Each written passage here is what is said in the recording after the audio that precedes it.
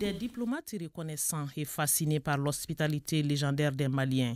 Face au président de la transition, il l'exprime de vive voix et sans détour avec une note positive quant à la conduite du processus de transition et au dévouement de ce peuple pour sa souveraineté. Les partenaires du Mali souhaitent le voir stable et apaisé. Hospitalité légendaire qui est l'identité de peuple vivant de Mali. Certes meurtrier par cette guerre barbare imposée, mais décidé à rester debout comme lui dicte son histoire glorieuse.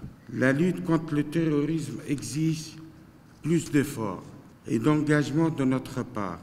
Aucun État ne peut faire face tout seul à cette menace. L'évolution de cette crise sécuritaire démontre suffisamment qu'il s'agit d'une affaire qui ne concerne pas que le Malien et le Mali.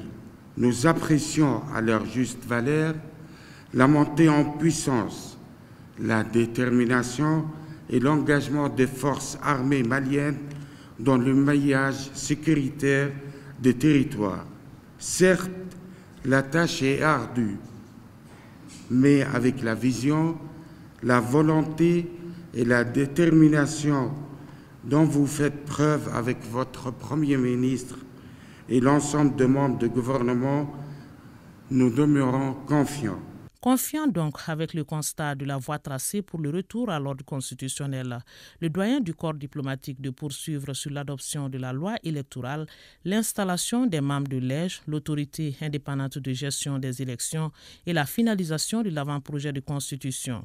Le progrès étant dans la diversité des opinions, les diplomates appellent à la recherche des voies et moyens pour l'édifice d'un Mali nouveau, uni et réconcilié.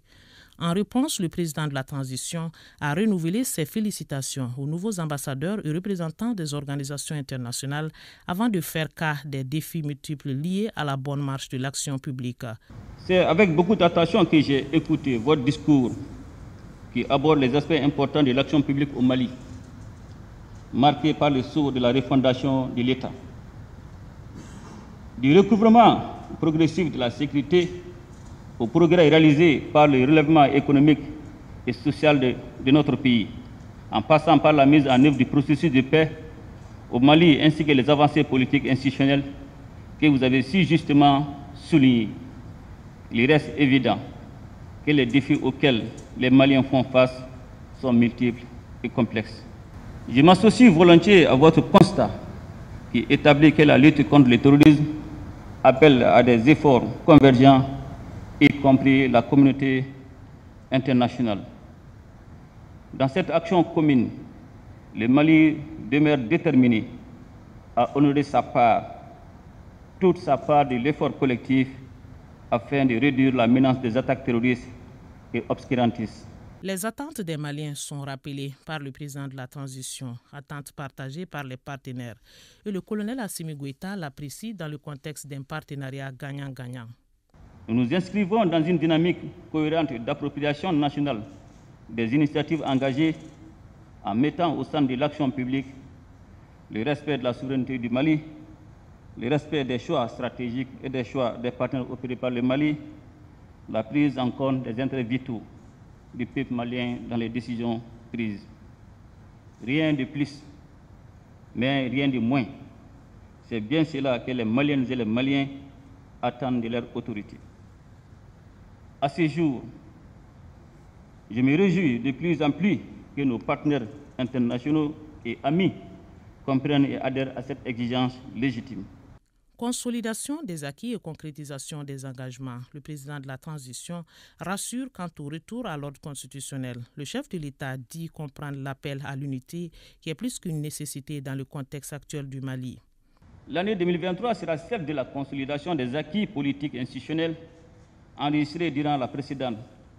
Et conformément à sa démarche consensuelle, participative et inclusive, le gouvernement travaillera à poursuivre la mise en œuvre des réformes politiques et institutionnelles initiées et qui consistent en l'application sans détour de la volonté des Maliennes et des Maliens largement exprimée durant les assises nationales de la refondation. L'ambition de la transition est de mettre en place les bases solides en vue de renforcer le processus démocratique par la consolidation de l'état de droit, de poursuivre les efforts de redressement de l'économie et d'intensifier les actions orientées vers l'amélioration des conditions de vie des populations.